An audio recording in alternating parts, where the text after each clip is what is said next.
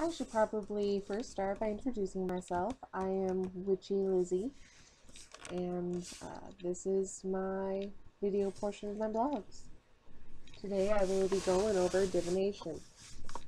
It is the lesson that I recently went over in my more traditional classes, and something that I dabbled in a little bit in middle school and high school till I decided that I really didn't actually want to know.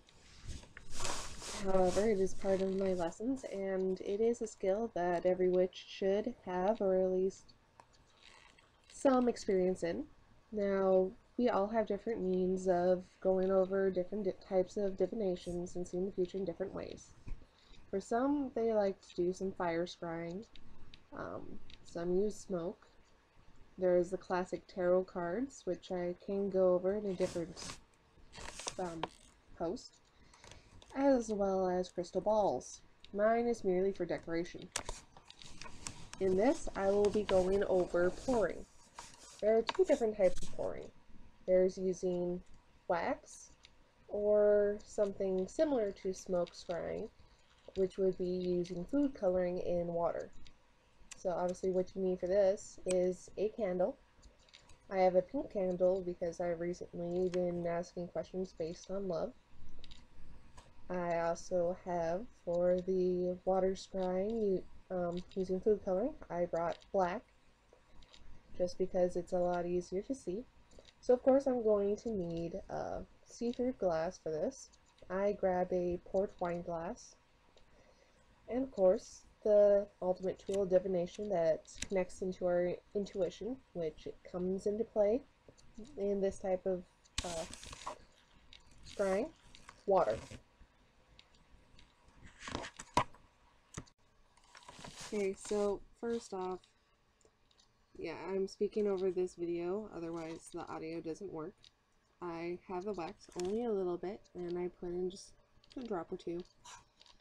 Just enough that I have a small little blob on the top.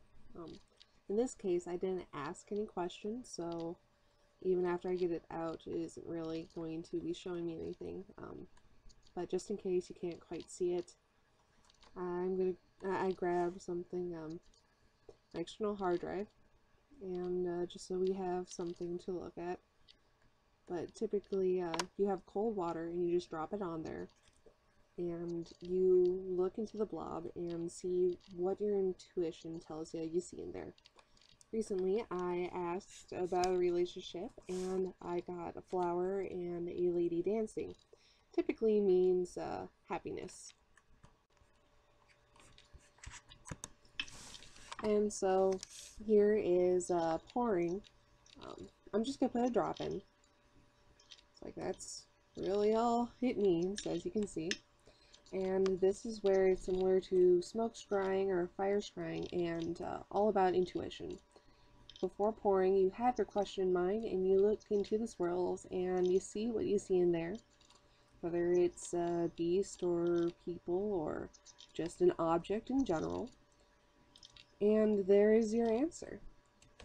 This is very similar to the egg that they talked about in the Crucible, and yeah.